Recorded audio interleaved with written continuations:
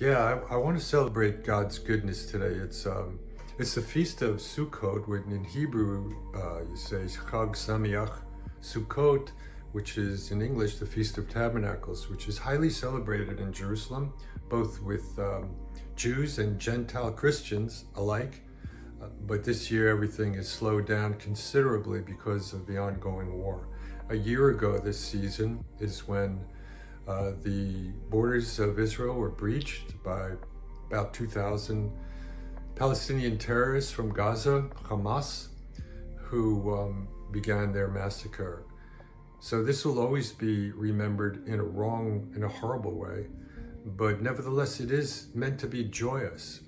In fact, the last day, the day that they came in on October 7th last year, was the last day of the feast, the great celebrated day of the feast. They re-roll the Torah and start in the beginning again. And so there's great joy, simcha, across the land because of that. And it's been that way for centuries.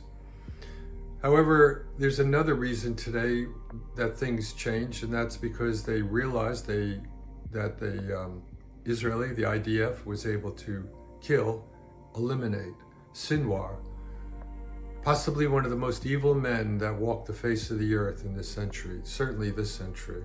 He's in the top. Not for good reasons, but he is the cause of the deaths of thousands, and not just Jews, but Muslims, civilians, Palestinians, just a tormentor of life because of his own evil desires. Where does it come from? Where does that stuff come from? Where does the antagonism come from? Well, it's really a long story beginning way back in the Garden of Eden, but we could fast forward 2,000, maybe 2,600 years or so into the beginning of the 7th century when Muhammad began his reign of terror. And you're going to say, oh man, here they go again. It's not against people, please. It's an ideology. Islamic ideology has certain enemies written into it. The enemies that are written into their ideology is the Jews first and foremost, but the Christians right alongside of them. The Jews were approached in Muhammad's day by Muhammad and his followers to join forces with him because he said he was a prophet. And he began to share his revelations, expecting them to agree and follow him, accept him for what he was self-proclaimed. And they didn't. They rejected it. Why? Because written into their theology, into the scriptures, the Hebrew Bible, was that if somebody comes to you and he's a false prophet, you avoid him at the very least. He's not one of you. And you don't embrace him, you don't believe what he's saying because it's false teaching. And there's ways that they were told to recognize that. And so they did. They recognized him as a false prophet and rejected him. Well, that began a reign of terror. And to shorten the story, they were considered, the Jews and Christians alike, were considered people of the book. And written into the Quran and the surahs, the Islamic writings, is that they are dhimmis. They're not Muslims, and they are enemies of Islam. So they were considered second-class citizens, third-class citizens at best, but they were assigned a life of servitude if they were to live in Islamic nations, which all the world must become under that banner. So in the Middle East today, this is what we're seeing, the fruit of that assault or rejection, which made the enemies of Islam eternally the Jewish people. And the Christians were also considered the same, with a different level of hatred, but nevertheless hatred as well. And so that continues. And if you were to do any kind of research in the Middle East where Christians are, they are at risk, and they've been at risk for centuries. So it's not just the Jewish people living in the Middle East, but they're central. They have one location which is key that must be taken under Islamic control. So when Sinwar was eliminated today, there's strange things happen inside of me, because the Bible says, do not rejoice at the death of the wicked. And I'm not rejoicing over his death.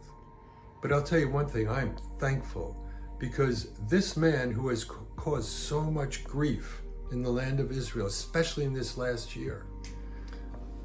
Okay, I'm going to get to my point, I hope. This is like my 10th edit, so have mercy on me. I want you to rejoice with me, not over the death of the wicked, because we're commanded not to do that, but rejoice over me that this man is gone, and hopefully others like him who have led under his command soldiers that have done things because they think it's right, because this guy has led them as a very effective leader. He can't do that anymore, and that's something to rejoice over. But as believers now, we need to pray with understanding. Israel is not out to destroy civilians. It's not out to take more territory. It's out to survive. It's out to defend their borders. It's out to live a life in peace with their neighbors. I can guarantee you that. Not that my guarantee means much to you, but I know enough about Israel and the people that I know that's what they want.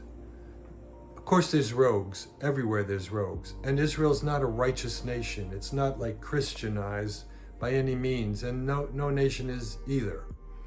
But what's right is that people need to have this opportunity to live in peace. That's right.